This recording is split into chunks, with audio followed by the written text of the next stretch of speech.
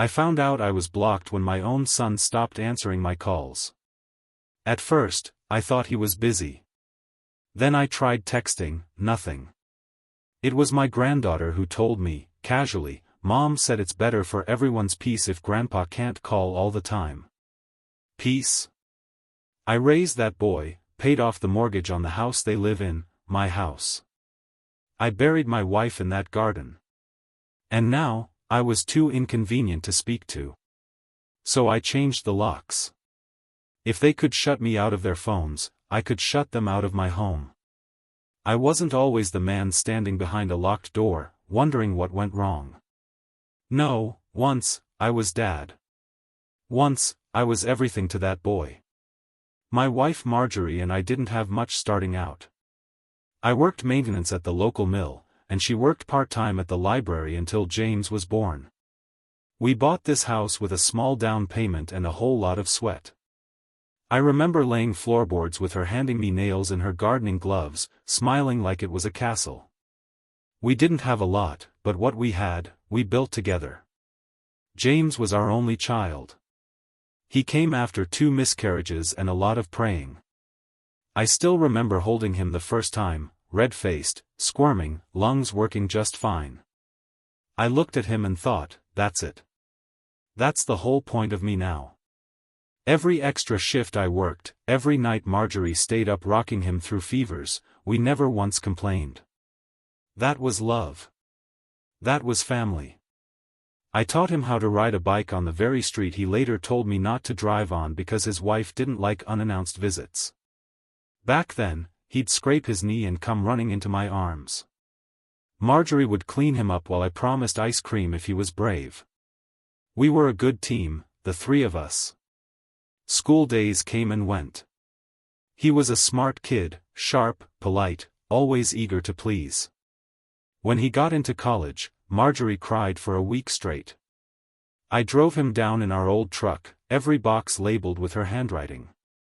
We gave him the master bedroom when he came home for breaks, told him this would always be his place to land. Then came the wedding.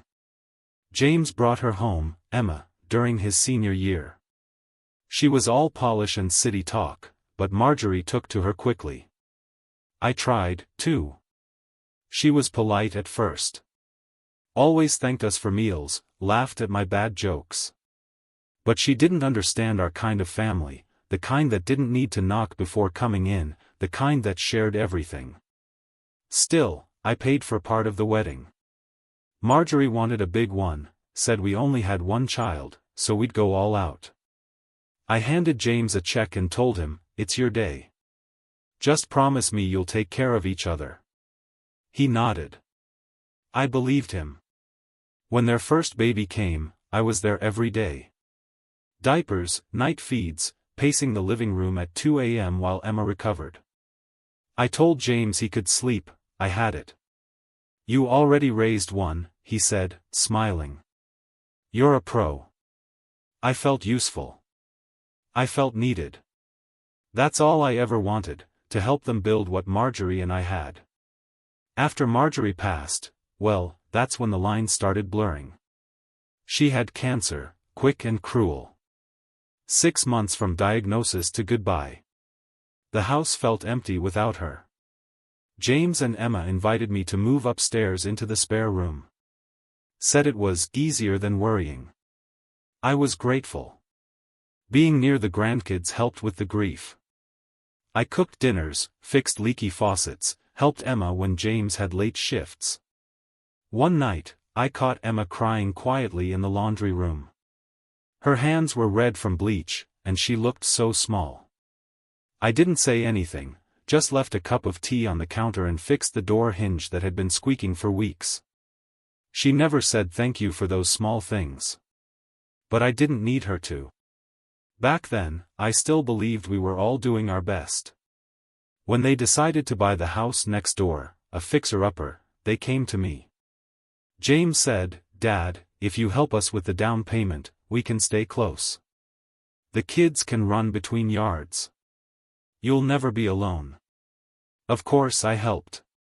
We refinanced this house, still in my name, and I handed them a check big enough to cover half of theirs. Emma said it made more sense for all assets to be centralized so they could handle payments efficiently. I trusted them. Why wouldn't I? They never moved next door. 2 months later, they decided to renovate and said it would be best for everyone if we all lived in one house to save money. I let them move in with the promise it would be temporary. That was 3 years ago. I never charged them rent. Never asked for anything back. I just wanted to be around my family. I thought, this is what Marjorie would have wanted. In those early days, before the coldness set in, we were still a family. Family dinners with mismatched plates, kids giggling, stories shared. James and I would sometimes sit on the back porch with a beer, watching the sunset like we used to. I held on to those moments like driftwood in a storm, hoping they'd carry me forward. But time does strange things to people. And slowly, I began to notice the small cracks that would eventually split wide open. It didn't happen all at once. That's the cruel part. You don't wake up one day to betrayal, it trickles in like a slow leak, quiet enough to ignore until your feet are soaked and the damage is done. The first time I really noticed it, I was making my famous Sunday stew. James had always loved it, said it reminded him of coming home after Little League. I spent the morning dicing, stirring, simmering, just like Marjorie used to. When I called everyone to eat, Emma walked in, wrinkled her nose, and said, "We're doing meal prep now. We're avoiding heavy stuff." No thank you, no smile. Just walked past the pot like it was a pile of garbage. James gave me a weak shrug, sat down out of guilt, picked at the bowl, and left half of it untouched. I washed the dishes alone that night. The kids didn't even come to the table. From then on, little things piled up. They started keeping their own fridge in the garage, just for convenience, Emma said. They rearranged the living room without asking. Moved my chair to the corner. When I asked if we could put it back, she said, "We're trying to create a cleaner aesthetic." Cleaner. I suppose I didn't fit the look anymore. James stopped watching the ballgame with me. We used to sit for hours, even if we weren't talking much, we shared the silence. But now he'd say, "Emma wants to watch her show tonight," and disappear into their room with the door closed. Every night. I still had the grandkids, for a while. They'd wander into my room after school, show me their drawings, ask for stories about when Dad was little. I lived for those moments. But then Emma started saying things like, "Let's not confuse them with too many opinions," or, "They're getting older, they don't need so much grandparent time." What opinions? I told them bedtime stories and how to ride bikes. I wasn't teaching rebellion. And James, he just nodded along. I used to look at him and see a little boy with skin knees and wide eyes. Now I looked at him and saw a man who wouldn't meet mine. I remember one morning I asked him if he wanted to go fishing, just the two of us, like old times. He hesitated, then said, "Emma's family is visiting that weekend. Maybe another time." That another time never came. Then came the passive-aggressive jabs. Emma would say things like, "You know, some people your age live independently," or, "You've had a good run in this house, haven't you?" James would smile politely, say nothing. Sometimes he'd even chuckle. I started staying downstairs more. I didn't want to be in the way. I fixed up the basement to feel like a little apartment, bought a hot plate, kept a mini fridge. I told myself it was to give them space. In truth, I was exiling myself. At night, I'd lie in bed and hear them laughing upstairs. My laughter used to echo through those same halls. They began locking the upstairs door. Said it was for security, in case the kids wandered. But I knew. I knew what that lock meant. One afternoon, I walked in on them whispering in the office. The second they saw me, they went silent. Papers on the desk, quickly shuffled. Emma gave me a tight smile and said, we're just organizing bills. Nothing important. James didn't say a word. Later that evening, I checked the shredder bin. Bank statements. Refinance documents. My name scratched out on a sticky note. My chest tightened. I told myself I was imagining things. That they'd never try to take the house. I mean, it's still under my name. I helped them. Why would they? But doubt is like rot. Once it sets in, everything feels suspect. One day, my phone rang, an unknown number. It was the pharmacy. Apparently James and Emma had requested that my prescriptions be sent to a different address, for convenience. I told them no, that wasn't necessary. The woman on the phone hesitated. They said they had power of attorney. Power of attorney? That night, I asked James about it. He looked startled, then annoyed. Dad, it's just a backup thing. In case something happens. You're getting older. In case what happens? I asked. My voice was calm, but something in me was shaking. Emma stepped in. We're trying to make sure everyone's protected. Don't you want what's best for the family? I looked at her. Her eyes didn't blink. Her smile was tight. I'd seen that same expression on people negotiating at pawn shops. Polite, predatory. I said nothing. Just nodded. Went back downstairs. That was the night I dug out Marjorie's old folder from the filing cabinet, the one labeled legal. Inside were copies of the deed, the original mortgage documents, the will she'd helped me draft years ago. I stayed up reading, my old hands tracing the ink like braille. I wasn't imagining things. I was being erased. It was a Saturday. James and Emma were hosting some sort of brunch for her friends, the kind where everyone wore matching beige sweaters and talked about yoga retreats. I wasn't invited, but I was in the house, so I stayed out of sight, mostly downstairs. Until I heard the back door slam. One of the kids, my youngest grandson, came running down the stairs, crying. I met him halfway and knelt down. What happened, bud? He hiccuped through tears. Mom said I couldn't come in your room anymore. His cheeks were wet. She said it's not my house. But I thought it was yours, Grandpa. I held him tightly, biting the inside of my cheek to stay calm. Go upstairs, I said gently. Everything's all right. He wiped his nose on his sleeve and ran back up. That line echoed in my head. It's not his house. It didn't sound like a slip. It sounded like a truth they'd been telling themselves for a while. Later, I went upstairs to grab a book I'd left in the den. The party was still in full swing. I walked through quietly, trying not to disturb anything, until I heard Emma's voice, clear and loud, laughing. She was telling a story about someone else's father who refused to move into assisted living.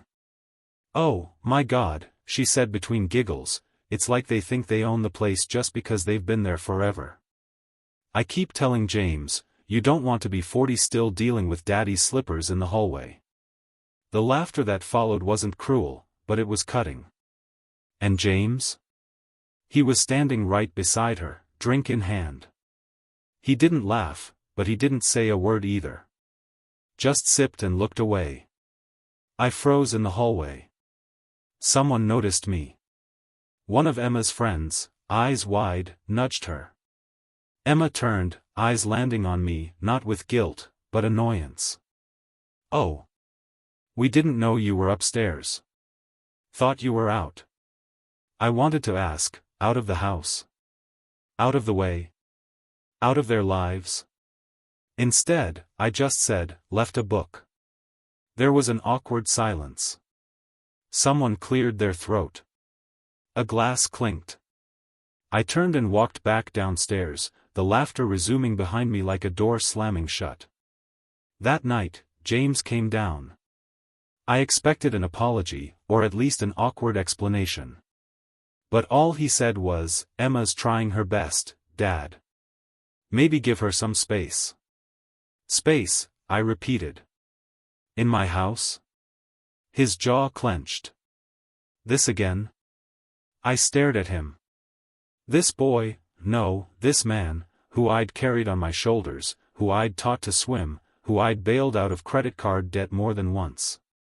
He looked at me like I was an obligation. "I've never asked for rent," I said. "I've never even asked for thanks. But I do ask for respect." And that wasn't respect. He didn't deny it. He didn't defend her. He just looked tired.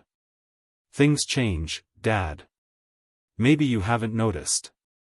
"No, son. I noticed. I noticed every day." After he left, I sat in the basement for a long time. The silence didn't comfort me anymore. It suffocated. The next morning, I made coffee, just for myself. I used to make a pot for everyone, used to lay out mugs. Not anymore. I went out to the garden. Marjorie's garden. Even with the creeping weeds and Emma's tacky lawn decor, I could still feel her there. I sat by her rosebush, the one we planted the year James was born, and stared at the small stone we placed there after she passed, a quiet tribute. "Always home," it read. What would she think now? I remembered her voice. "Don't let anyone make you feel small in your own home, Harold." She'd said that once when the neighbor accused me of trimming the hedge too far over. I laughed then. It didn't feel funny now. By afternoon, I noticed my keys were missing. The ones I always left on the kitchen hook. Gone. I asked James. He said, "Emma thought it might be better if we had one set. You don't go out much." That was it. That was the moment. The moment it wasn't just tension, or misunderstanding, it was control. "You're locking me in my own house now?" I asked, trying to keep my voice steady. "It's not like that, Dad." "Then what is it like?" He didn't answer. I walked to the hardware store the next day. Bought a new set of locks, not for the front door, but for the basement suite. I needed one space that was mine. Emma called it paranoid when she noticed. James said nothing. A few days later, I heard them whispering again, this time behind a closed door. Something about a lawyer. Something about easing the transition. I eased it for them. I stopped cooking. I stopped watching the kids. I stopped smiling in the hallways. I became invisible, just like they seem to want. But even invisible people have eyes. And I was watching. You'd think after all that, after the comments, the rearranged house, the missing keys, I wouldn't be surprised anymore. But betrayal has a way of digging deeper when you think the worst is behind you. I was in the garage one evening, sorting through Marjorie's old gardening tools. The kids had outgrown the sandbox, and Emma had mentioned reclaiming the space. I figured I'd try to tidy it before they decided to throw everything out behind my back. I reached for a plastic bin labeled Smaz Lights and noticed a folder tucked between it and an old vacuum. It wasn't dusty like the rest. Inside, printed emails, mortgage documents, and a typed-out plan labeled Long-Term Living Solutions, Transition Outline. It wasn't just paperwork. It was a playbook, about me. One page laid out a step-by-step timeline for phasing out dependency, which in this case meant moving me to a senior facility. Not even a nearby one. A place 2 towns over. Far enough that visits would be less emotionally disruptive. Another page listed possible reasons to justify the transition: memory lapses, conflict over property boundaries, emotional instability. Memory lapses? I do crosswords every morning. I fix their appliances. I still shovel the walkway when it snows. Emotional instability? Emma once cried because the grocery store ran out of oat milk. My hands were shaking. I closed the folder slowly, like it might explode. My heart pounded, not out of fear, but something older. A deep, ancient humiliation. To know your family sees you not as a father, but as a burden to be managed. I didn't say anything that night. Instead, I sat on the porch for hours, staring at the sky where Marjorie and I used to sip coffee together. That porch swing had carried so many good memories. Now, it felt like a waiting room. I kept the folder. And I started watching. They weren't careful. Maybe they thought I was too old or too oblivious. But once I knew what to look for, the signs were everywhere. Emma had started making comments like, "I read that change is good for seniors, especially when they've been stuck in routines too long." James parroted her tone, "You might like a place where everything's taken care of. No responsibilities. Just rest." I told him, "This house is my rest. It's also my responsibility. It's all I have left of your mother." His eyes darted away. Like my pain made him uncomfortable. I found a business card in the trash for a lawyer who specialized in elder relocation and property transfer. The kind of lawyer who helps you quietly move someone out and take control of the estate before they can protest. It all made sense. Why Emma had been so friendly in the beginning. Why James kept avoiding hard conversations. They were playing a long game, a slow, smiling exile. The next Sunday, I called their bluff. At breakfast, I placed the folder on the table, unopened. Emma froze the moment she saw it. James put down his fork. "Where did you find that?" she asked, voice sharp. "In my garage," I said. "In my house." "It's not what you think," James added quickly, but his voice was too rehearsed. "I didn't yell. I didn't accuse. I gave you this roof," I said. "I gave you everything. And you're planning to put me away like an old piece of furniture?" "No one's trying to put you away," Emma said, but the way her voice shook betrayed her. I stood. "You know what the worst part is? You didn't even ask. You didn't talk to me. You just decided." James didn't say a word. Just sat there, jaw clenched, looking at the folder like it was a snake. That night, I had a dream. Marjorie was standing in the kitchen, back turned, humming like she used to. I walked up to her, reached out, but when she turned around, her face was blank. Just light. I woke up gasping. That's when I knew. I wasn't going to be erased. I started noticing who was paying attention. Our neighbor, Mrs. Elkins, knocked one morning with a tray of muffins. "Saw the for sale sign come down," she said casually. "Was worried they might be pushing you out." I didn't deny it. Just gave her a tired smile. "Still here?" She nodded. "Good. Let me know if you need anything. Some of us remember who built this place." It was the first kindness I'd felt in weeks. After that, I began listening more closely. Keeping notes. Looking through my old papers. Quietly preparing. Because if they were going to come for what was mine, they'd have to go through the man who built it. Have you ever felt betrayed by your own family? Let us know in the comments. I didn't explode. I didn't scream. That's what they were expecting, I think, for the old man to finally snap so they could say, "See? He's not well." But I didn't give them that satisfaction. I just got quiet. Too quiet for them to read. The next morning, I made coffee like always.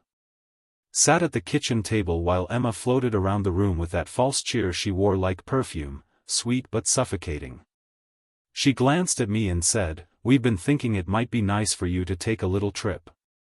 Just a few days away to clear your head. There's a place upstate, really lovely, with..." I cut her off, still staring into my coffee. "No." She blinked. "What?" I finally looked at her. I said no. The silence between us thickened. James walked in halfway through, carrying one of the kids' backpacks. He sensed something in the air. "What's going on?" "Your father doesn't want to consider a short retreat," Emma said, forcing a smile. "It's not a retreat," I said calmly. "It's exile." James sighed, set the backpack down. "Dad, this isn't what you think." "No?" I reached over to the drawer, pulled out the folder again. "Then help me understand it. Explain the power of attorney papers. Explain why my name is missing from the bank forms." He didn't move. Just stood there, like if he didn't respond, it wouldn't be real. I nodded. "That's what I thought." Emma's voice sharpened. "We're trying to do what's best for everyone. You're not easy to live with. You walk around like this house still belongs to you." "It does," I said. The silence after that was thick as cement. James shifted. "Look, this isn't working anymore. Maybe it's time we talked about other options." I looked at him, really looked. He wouldn't meet my eyes.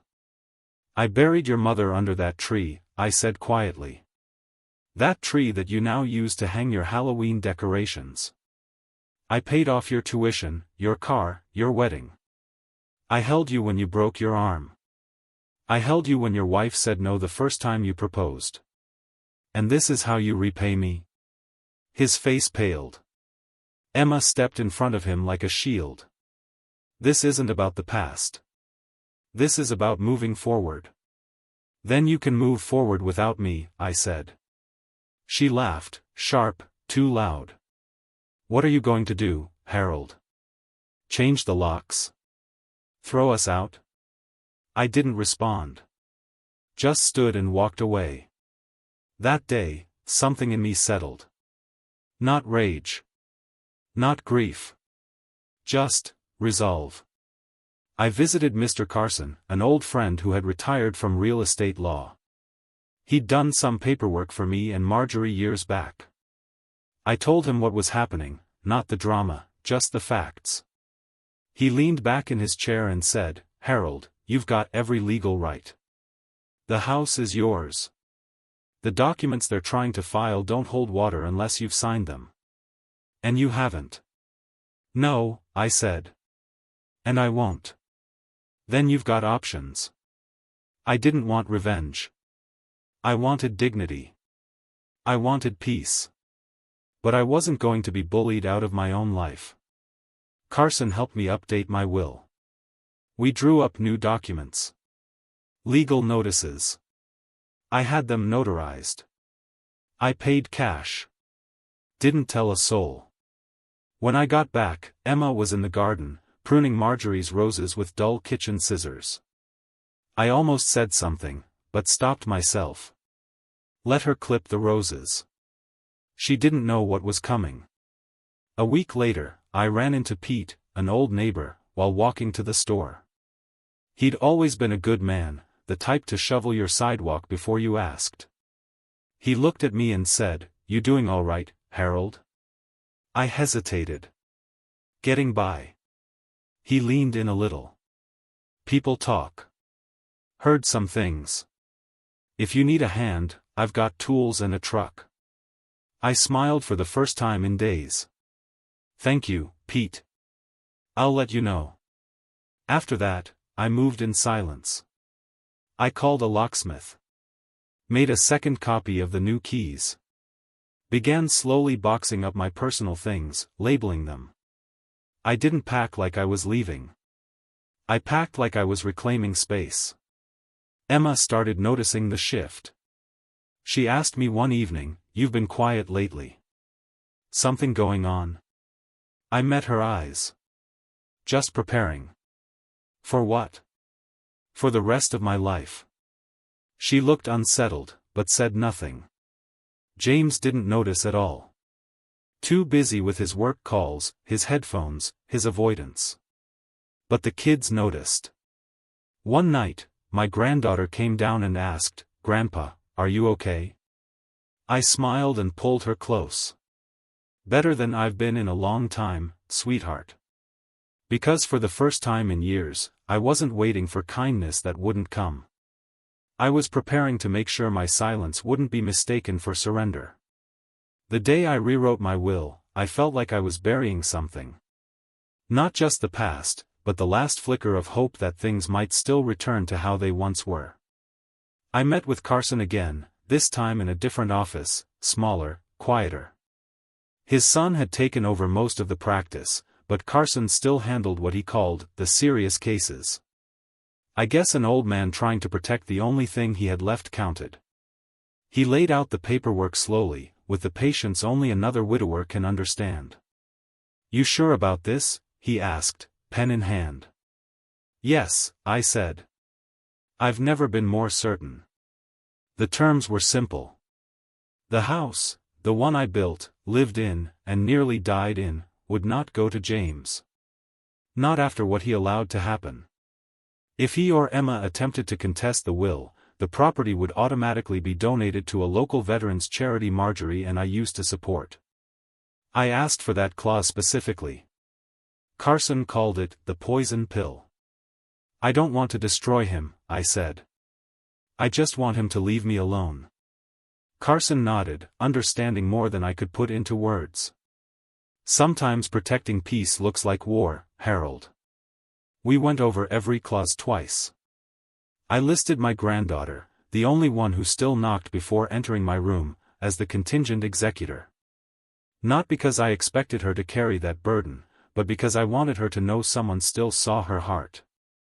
I signed everything with a hand that trembled, but not from weakness.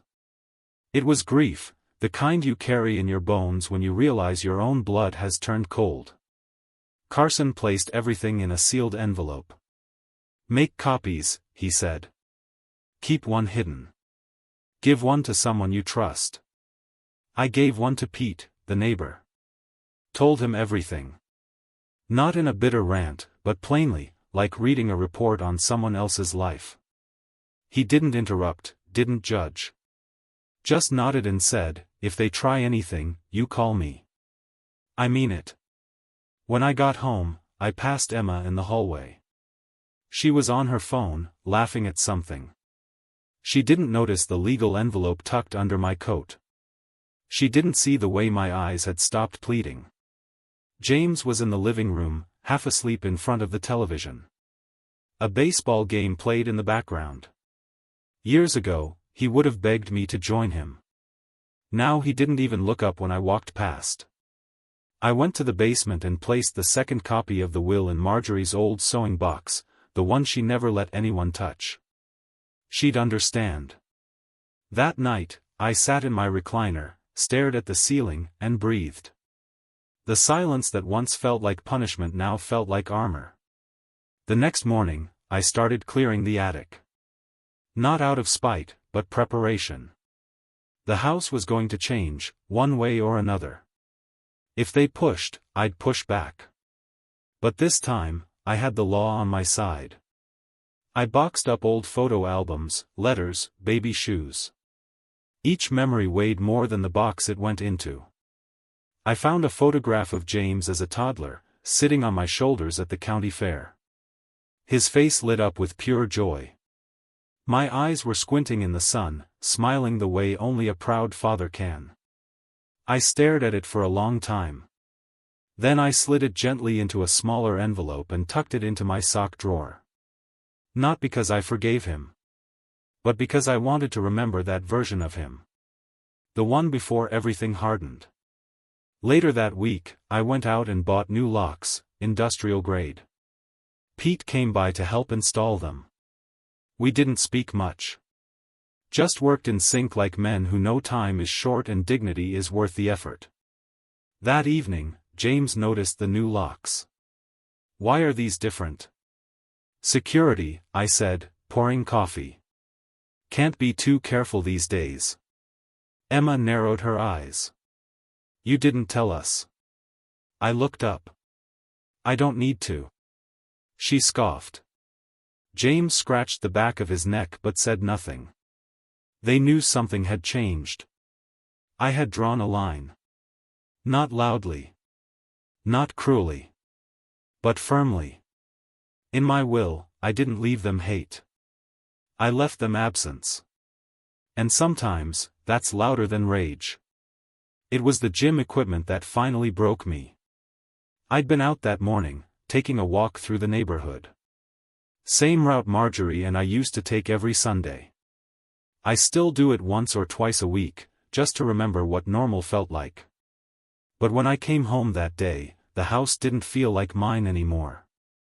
The guest bedroom, the one with Marjorie's old quilt folded neatly on the edge of the bed, was gone.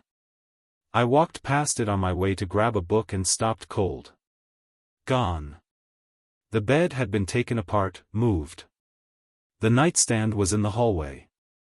The shelves once filled with Marjorie's books were empty. In their place, dumbbells. Resistance bands. A yoga mat. A flat screen bolted to the wall. It wasn't just redecorated. It had been erased.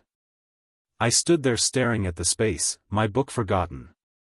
The smell of rubber and synthetic air freshener filled the room. Emma came around the corner, holding a smoothie. She looked surprised to see me. "Oh," she said. "We didn't think you'd be home so early." I just stared. She glanced into the room. "We figured it wasn't being used. We needed a place to work out. It's part of our health routine." I opened my mouth, then closed it. Not once had they asked. Not a conversation, not a warning. Just took the room and gutted it. No mention of Marjorie. No thought to the memories. Just convenience. "Where's her quilt?" I asked finally, my voice low. Emma blinked, caught off guard. "The old one? I think I boxed it. Or maybe donated it. It was pretty worn." My legs weakened. I had to grip the doorframe to keep from collapsing. "Donated," I whispered. "Without asking me?" She frowned. "It's just a blanket, Harold. We needed the space.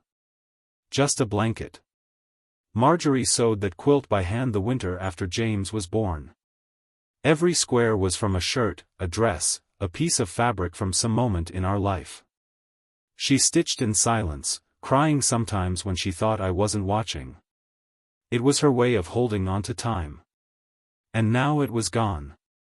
Emma shrugged, clearly uncomfortable. "It's just stuff." No.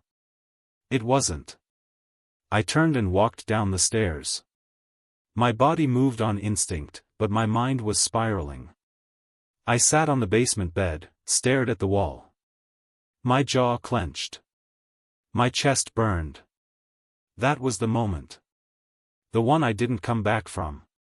I pulled out the envelope with the updated will. Read it again. Ran my fingers over the signature. I wasn't second-guessing myself anymore. I opened my filing cabinet, pulled out the deed, the utility bills, the old mortgage papers, all of them with my name front and center. Then I opened a fresh folder. Labeled it, "Final Step." I called the locksmith. Told him I needed every lock changed. Front, back, side, even the garage.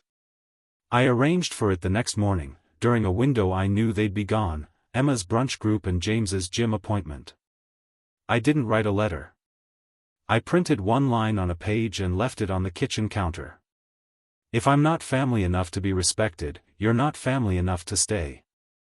I changed every lock that day. I packed all of their things into boxes, everything that wasn't nailed down. Pete came over with his truck and helped carry them out to the garage. We labeled each one. No rage. Just efficiency. I left the kids' things untouched. Their drawings still hung on the fridge. I wasn't angry at them. They were just trying to grow up in a house where the adults had forgotten what respect was. That evening, when they pulled into the driveway, James tried his old key first. It didn't work. He tried again, confused, then turned to Emma, who pulled out her copy. Same result. I watched from the window. Emma stepped back, arms crossed. James knocked once. Then again, harder. I opened the door halfway. Didn't invite them in. What is this? Emma demanded. I didn't respond. Just handed James a small manila envelope. Inside was a copy of the deed, the will, and the note. You're locking us out, he said, stunned. Dad, we live here. No, I said. You stayed here. While it suited you. Now it doesn't. Emma scoffed. You can't just, this isn't legal. It is, I said quietly. Everything you need to confirm that is in that envelope. The house is mine. You were guests. Guests who overstayed their welcome. James looked at me like I was someone he didn't recognize. Dad, this is going too far. No, son, I said, voice calm. This is me going home. I shut the door. Didn't slam it. Didn't lock it immediately. Just stood there, waiting. They didn't knock again. They left. That night, the house was quiet. Not heavy, not sad. Just quiet, and mine. They didn't try to come back the next day. Or the day after that. For a week, there was nothing. No calls. No knocks. Not even a text from James, though, given I was still blocked, I suppose that wouldn't have come anyway. Then came the wedding. Not James's, of course. Emma's cousin was getting married, a grand event they'd been planning for months. They had RSVP'd long ago, and from what I'd heard through the neighborhood, they were still planning to attend. And so was I. Not by invitation. By principle. Emma's parents had always seen themselves as the classier ones, real estate and second homes and shrimp cocktail nonsense. They never liked me much. Thought I was too rustic. That was their word. Rustic. But I'd been to enough family events with Marjorie to know how these things went. Lots of speeches, lots of bragging, and lots of pretending everything was perfect. That night, I decided it was time for one thing that wasn't. I showed up in a clean suit, dark gray, pressed, with the tie Marjorie once complimented at our 30th anniversary dinner. I parked on the street, walked up the driveway, and stepped inside the rented banquet hall like I owned it. James saw me first. His eyes widened, then narrowed. Dad, he said, approaching fast. What are you doing here? I came to speak, I said. Not long. Just enough. This isn't the time, he hissed. I smiled gently. That's what you said when I asked for 5 minutes to talk after you found that folder in the garage. You never gave me those minutes. Now I'm taking them. Before he could respond, I stepped past him and into the main room. The microphone stood at the corner of the stage, just beside the wedding planner's clipboard. I didn't rush. I didn't sneak. I walked slowly, intentionally, like I'd done on my wedding day, like I did at Marjorie's funeral, like a man who knows every word he's about to say matters more than every one he didn't. People turned. Heads tilted. Emma's face went pale. I tapped the mic once. It rang out through the speakers. My name is Harold, I began. Some of you know me. Many of you don't. I'm James's father. Emma started to stand. Someone tugged her back down. I wasn't invited here tonight, and I'm not here to make a scene. I just want to say a few things. The truth, mostly, because I've had a lot of lies whispered around me lately, and I think it's time for some fresh air. I looked straight at James. This man, I said, is my son. I raised him in the house I still live in. I taught him to ride a bike, to tie his shoes, to treat people with respect. I thought I'd taught him well. The silence was absolute. But a few months ago, I found out my calls were blocked. My name was erased from documents. My wife's memory, my late wife, was boxed up and tossed aside without a word. My home, the one I invited them into, was slowly being taken out from under me. Gasps now. Small ones. Murmurs. A few uncomfortable shifts. I pulled the folder from my coat. Held it up. This is the deed. This is the will. This is the truth. The house is mine. Always was. I gave everything I had to them, and they tried to erase me for it. I paused, letting it sink in. So, I changed the locks. I took back what was mine. I won't apologize for that. And I won't pretend that blood entitles anyone to kindness without respect. Emma's father stood up. Sir, this is not the...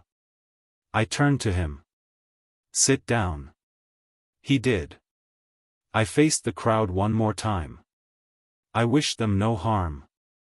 But I will no longer be silent. And if you're wondering whether this kind of thing happens, yes. It does. Right under your roof. Until one day you're locked out of your own life. I stepped down.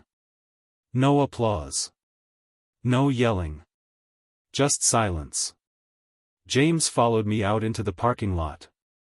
Was that necessary? He asked. I turned. You had 100 chances to talk to me like a man. You chose silence. You don't get to be upset now that I spoke. He shook his head. You embarrassed me. No, I said, opening my car door. You did that to yourself. And I left.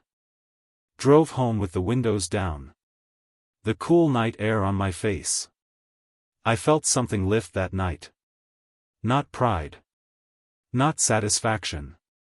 Relief. They finally knew what I'd been carrying. And I was finally done carrying it alone. Do you think the father made the right choice?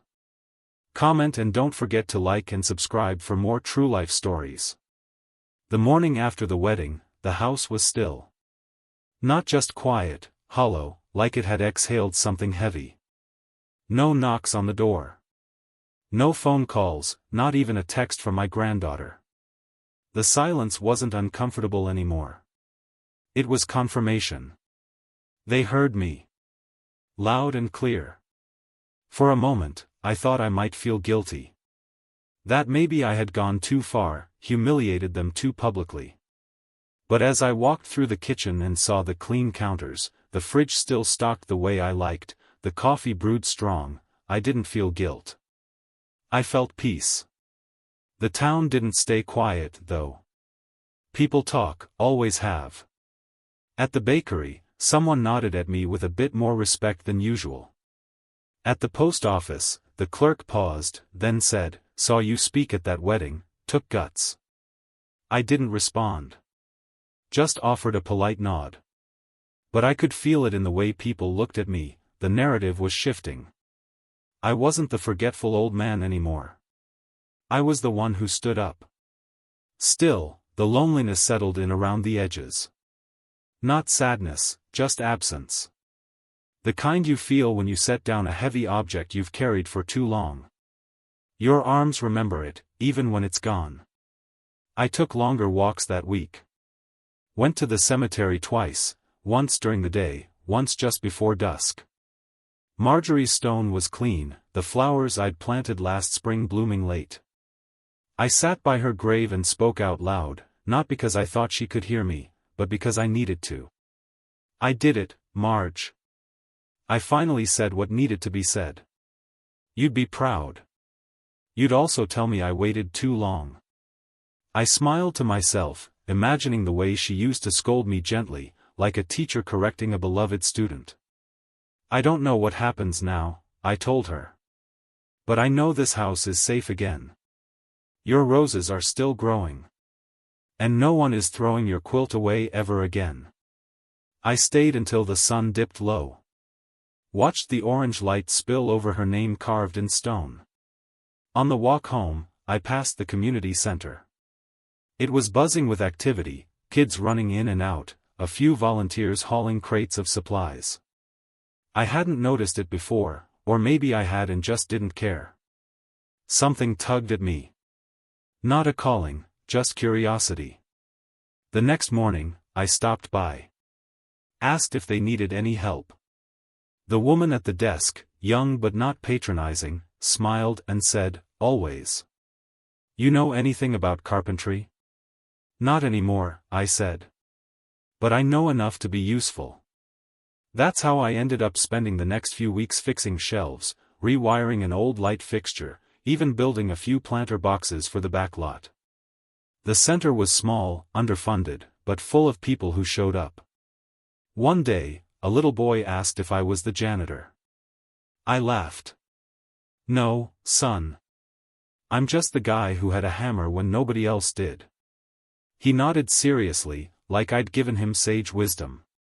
In the evenings, I returned home to quiet, but not emptiness. I'd pick tomatoes from the garden, watch old films, reread letters Marjorie had written me back in the 80s. It felt like I was rediscovering a rhythm that had been buried under the weight of obligation. Then, one afternoon, I saw her. My granddaughter. She was standing at the gate, hesitating. I opened the screen door before she knocked. She smiled shyly. "Hi, Grandpa." "Hi, sweetheart." She looked older, somehow. Not just taller, but thoughtful. "Can I come in?" Of course. We sat on the porch, the same swing where Marjorie and I had spent so many evenings. She stared at her shoes for a long time before speaking. "Mom and Dad said you embarrassed them." I nodded. "I imagine they'd say that. They said you've been acting different. Angry. Do I seem angry to you?" She paused. "No. Just tired." I looked out at the yard. I spent a lot of years being quiet to keep the peace. Turns out, silence can cause more damage than honesty. She was quiet again. "Then, I miss Sunday pancakes. You used to make them like clouds." I chuckled. "Still can. Got the skillet inside." "I miss being here," she said. It felt safe. I swallowed. "It still is. For you." She didn't stay long. Just enough to say what she needed to. Just enough to let me know that not everything was broken. When she left, I stood by the door for a long time, watching the road, not waiting, just breathing. For the first time in months, I didn't feel like I was in a house full of ghosts. I felt like I was in a home again. It started with the back room. The one Marjorie used to call the sun room, even though the blinds had been stuck for years and the windows fogged up every winter. I hadn't touched it in ages. But one afternoon, I walked in and stood there a while, just breathing in the dust and stale air. The light still found its way in. I looked around at the boxes, the rolled-up rugs, the broken chair leaning against the far wall, and I thought, maybe this could be something again. The idea didn't come in a flash. It came slowly, like water returning after a drought. Bit by bit. That week, I cleared the room out. Boxed up the clutter, pulled back the blinds, opened the windows wide. The sun poured in like it had been waiting. I stood in that light and smiled. At the community center, I started asking more questions, not just about repairs, but about programs. They told me about local veterans who needed temporary housing. About young men and women discharged too early, too injured, too broken to land on their feet. And I thought, I've got space. I've got silence. And I've got time. What if the house became more than just a house? What if it became a place where people could catch their breath? Marjorie had always wanted to open a small bed and breakfast. Nothing fancy, just a warm place with hot meals and clean beds. She had a name picked out and everything, Marjorie's House. I found the little sketch in one of her journals. She'd drawn a signpost, vines curling around the letters. She never got the chance to build it. Maybe I could. I went to the zoning office and asked what it would take to convert part of the home into a boarding space. They gave me a stack of paperwork, smiled politely, told me, "It's not impossible, but it'll take some effort." I said, "Effort I've got." I started making calls. Pete helped me paint. A woman from the community center offered to help with the grant forms. My granddaughter, bless her heart, came over on weekends to help organize closets and set up donation bins. We worked in quiet rhythm, like we all understood this was bigger than us. Every room I cleared out, every nail I drove in, I felt closer to Marjorie. Not in a ghostly way, but in a purposeful way. One afternoon, while reupholstering the old reading chair, I found a letter wedged beneath the cushion, one I'd forgotten. It was from Marjorie, written on the back of a grocery list. "If you ever feel useless, remember the way the house creaks. It's not falling apart.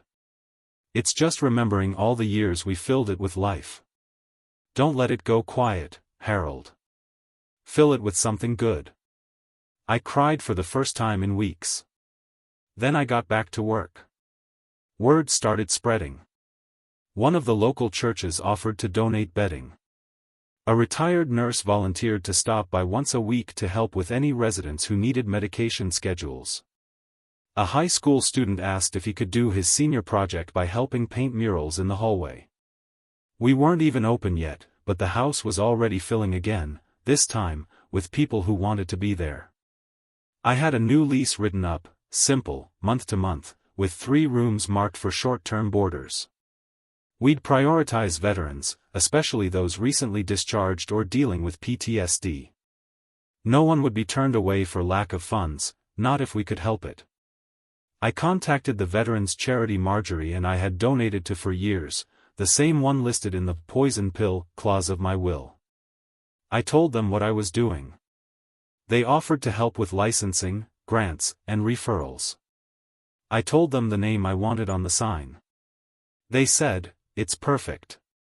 One night, after a long day of sanding floors and scrubbing grout, my granddaughter brought over dinner, chicken pot pie, the way Marjorie used to make it. We sat on the porch again. She looked around and said, "It feels different now." "Good different?" She nodded. "It feels like life. Not just a house waiting for something bad to happen." I smiled. "That's the plan." She leaned her head on my shoulder. "Mom and Dad still don't get it." "They don't have to," I said. "I'm not doing this for them." She was quiet a moment, then whispered, "I think Grandma would be really proud of you." I blinked fast. "I hope so," I said. Inside, the walls smelled of fresh paint and lemon oil. The dining room table was cleared. The kitchen was clean. And soon, someone who needed a soft place to land would find one right here. Not because I wanted to save anyone, but because I knew what it felt like to be forgotten. And I wasn't going to let this house, her house, end in silence. They started arriving one by one. Not in a flood, not with suitcases or speeches, just quiet footsteps through the front gate, tired eyes, hopeful voices. The first was Daniel, a former Marine who'd been sleeping in his truck behind the hardware store. The community center called me about him. Said he just needed somewhere to sleep, somewhere to shower, somewhere to feel human again. I showed him to the second bedroom, the one I'd scrubbed down myself, and said, "No cost. Just respect the house." He looked around, stunned. "You sure?" "Positive." That night, he left a note on the kitchen counter. "Thanks for seeing me. It nearly broke me." Then came Carla, a former nurse who lost her apartment after an injury left her out of work too long. She brought a single suitcase and a small cactus. She offered to cook. Said it made her feel like herself again. Next was Tom, quiet, older, eyes too weary for his age. He didn't speak much at first, but when I caught him fixing the porch railing without being asked, I just nodded. He nodded back. That was enough. The house felt alive again, not in the chaotic way it used to, but in a steady rhythm. The mornings were quiet coffee and soft greetings. Evenings were shared meals, music on an old record player, quiet conversations about nothing and everything. No one argued. No one demanded. And for the first time in years, I wasn't walking on eggshells. They called it Marjorie's house, without me asking. Someone hung a handmade sign over the entryway. The letters were crooked, but beautiful. Pete dropped by often, usually with lumber or groceries or just to sit on the porch and share a beer. He said the place looked better than it had in years. I agreed.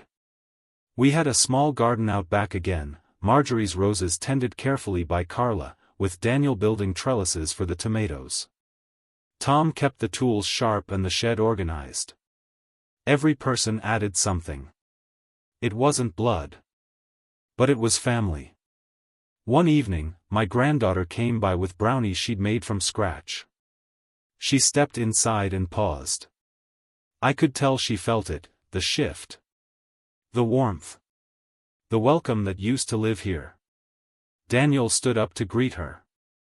Carla waved from the kitchen. Tom offered her a glass of lemonade.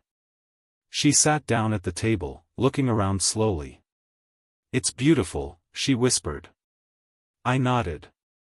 "They respect the house." She looked at me, a little teary-eyed. "I get it now." I put a hand over hers. "You're always welcome here. You and your future. No matter what your parents think." She looked away for a second. "They think you're trying to embarrass them. They still call this whole thing your phase." I smiled. "Let them." She smiled too. "Are you mad at them?" I thought about that for a moment. Really thought. "No," I said slowly. "I'm sad. There's a difference. I'm sad they didn't try to understand. I'm sad they chose convenience over conversation. But I'm not mad. That would mean I still wanted something from them." "And you don't?" I shook my head. "Not anymore. I wanted family. I just didn't realize it could come from strangers who care more than people who share your last name." She stayed for dinner that night. Helped Carla serve the food, helped Tom clear the dishes. Daniel told her a story about basic training that made her laugh until she snorted. I hadn't heard her laugh like that in years. After she left, Daniel leaned back in his chair and said, "You raised a good one." I smiled. She raised herself. I just tried not to mess it up. The next morning, I stood in the hallway and looked at the walls. New photos were going up, snapshots of laughter, garden work, shared meals. I placed a photo of Marjorie and me on the mantel again, next to one of the new residents. It didn't feel like a replacement. It felt like an evolution. Emma and James still hadn't reached out. I hadn't seen them since the wedding. But sometimes, I'd see their car drive slowly past the house. Never stopping. Just watching from a distance. Maybe they were curious. Maybe they were ashamed. Either way, they didn't come in. And I didn't wave. This wasn't a house of revenge. It was a house of restoration. And they made it clear they wanted no part in that. But the people who showed up now, they showed up fully. With open hands and honest intentions. One afternoon, Carla sat beside me on the porch swing and said, "You know, I haven't felt safe in years. Not until I came here." I didn't know what to say. So I just patted her hand. That night, I wrote in my journal, something I hadn't done since Marjorie passed. I wrote. "Maybe family isn't who shares your blood. Maybe it's who sees your worth when you feel invisible." And in Marjorie's house, we saw each other. Clearly. Completely. Without conditions. It had been over 2 months since I'd seen him. James. I wasn't expecting him. Certainly wasn't hoping. I had made peace with the silence, learned to stop checking my phone, stopped glancing toward the road every time I heard a car slow down near the house. So when I opened the front door that morning to find him standing there, hands in his coat pockets, eyes sunken and cautious, I didn't say anything right away. He looked older. Not in the face, in the way he stood. Like someone who'd been carrying guilt too long without saying its name. "Can I come in?" he asked. I studied him. The boy I raised. The man who blocked my number. The son who once told his wife I was a burden. "You can sit on the porch," I said. He nodded, not surprised. He followed me to the swing and sat stiffly on the edge, as if the cushion might bite him. The house behind us was buzzing. Carla was cooking breakfast. Daniel had gone to pick up supplies. My granddaughter was upstairs repainting a hallway wall with quotes. One of them was mine, apparently, "Silence is not peace." We sat in the quiet a while before he spoke. "Emma's living at her mother's place now." I raised an eyebrow but said nothing. "She didn't take it well," he added. "What you did?" "The locks. The speech. She thinks you humiliated us." I kept my hands folded in my lap. "And what do you think?" I asked. He stared down at the floorboards. "I think you were right. About everything." That surprised me. "I was angry at first," he went on. "Thought you were just being vindictive. But then I started remembering all the times you helped me, and I didn't say thank you. All the sacrifices you made, and how I just expected more." He paused. "I don't know when I started treating you like a problem to solve instead of a person to love." A breeze passed between us, cool but not cold. "I found your wedding photo," he said. "The one that used to be on the mantel. Emma had packed it away. I didn't even notice." "She didn't pack it away," I said. "She buried it." He nodded. "I've been reevaluating things. Looking for somewhere to stay short-term while I get back on my feet. But I didn't come here for that," he added quickly. "I just wanted to say something. That I'm sorry." I believed him.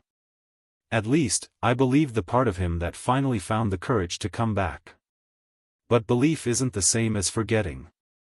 "Do you know what it's like," I said quietly, "to walk past your own child and feel like a guest in your own home? To hear your wife's memory referred to as clutter? To be erased while you're still alive?" His eyes filled. He didn't try to stop it. "I do now," he whispered. We sat there for a long time. No more words. Just presence. "I'm not asking to come back," he said finally. "I just wanted to come clean." "That's a start," I replied. "And that's all it is." He nodded. Wiped his eyes. As he stood, he looked toward the windows. "I didn't think you'd actually do it," he said. "Make the house into something new. Something better." I stood too, slower than I used to. "I had help," I said. "Real help." He took that in. Didn't argue. Then, before walking away, he looked me square in the eye and said, "She would have been proud of you." Mom. That stopped me cold. For a second, I saw the boy again, the one who used to sit beside me at the kitchen table and ask questions about the stars. The one who used to hug me goodnight without being asked. "Maybe," I said. "But she wouldn't have been proud of how you treated me." He nodded. "I know. We didn't hug. We didn't make promises. We didn't pretend we could go back." He walked away with quiet steps, hands still in his pockets. And I stood on the porch a while longer, watching the sun rise over the edge of the lawn, knowing something had shifted, not fixed, but faced. Inside, Carla called, "Breakfast is up." I turned. My granddaughter was already setting the table. Daniel brought in a carton of eggs. Tom poured coffee. The house wasn't waiting anymore. It was living. Would you have forgiven him? Let us know in the comments. The ribbon was yellow. Marjorie always liked yellow. I stood at the front porch in a crisp button-down shirt, the same one I wore to her memorial. It felt right to wear it again today, but not in mourning. In celebration. People gathered on the lawn, some neighbors, some from the Veterans Center, a few local officials. Pete was there, holding his camera like a proud uncle. My granddaughter stood beside me, smiling with her whole face. Daniel wore a tie, though it didn't quite match his shirt. Carla had baked muffins. Tom had trimmed the hedges that morning, just to make the place look sharp. And there it was, the new wooden sign hanging above the front door, hand-carved and painted by a group of volunteers. Marjorie's house. Underneath, a place to rest, rebuild, and remember. I took the scissors they handed me, silver and heavy. Everyone quieted. I don't like long speeches, I said. A few soft chuckles. But I've learned something about houses. They remember. Every step you take, every word you speak, the walls hold it. The floorboards carry it. And if you let bitterness fill the cracks, it'll echo louder than you think. I paused. Looked at the front door. This house was once filled with silence. Not peace, silence. The kind that makes you feel like a ghost in your own home. But it doesn't echo anymore. Not like that. I looked out over the small crowd, real people, faces full of gratitude, hope, dignity. This house is no longer waiting for love that won't come. It's giving it. And not because it has to, but because it can. I cut the ribbon. The crowd clapped, quiet and respectful, like the moment didn't need noise to be important. Inside, the house had changed. The walls were painted warm earth tones. The front room, once hollow, now had couches with mismatched cushions, a small bookshelf filled with donated paperbacks, a corkboard with thank you notes pinned in overlapping rows. The dining room table had 6 chairs now, none of them fancy, all of them filled most nights. Upstairs, the rooms were labeled with wooden plaques, peace, hope, and second chances. Carla made those. Said people needed to feel like their room meant something. And in the hallway leading to the back, one new frame held a photo, Marjorie, laughing with a pie in her hand, a little flower on her nose. I don't remember the day we took it. But I remember the way she laughed, full and from the chest, like she wanted everyone to hear joy existed. I talked to her sometimes. Quiet moments at the sink, folding laundry, walking past her roses. Your house is still standing, Marge, I'd whisper. And it's full again. One night, a new boarder arrived, a woman named Tina. Early 30s, bruised soul, quieter than the rest. She barely spoke for days. Then one morning, she left a note on the counter, "This is the first night I've slept through in 2 years." That's when I knew.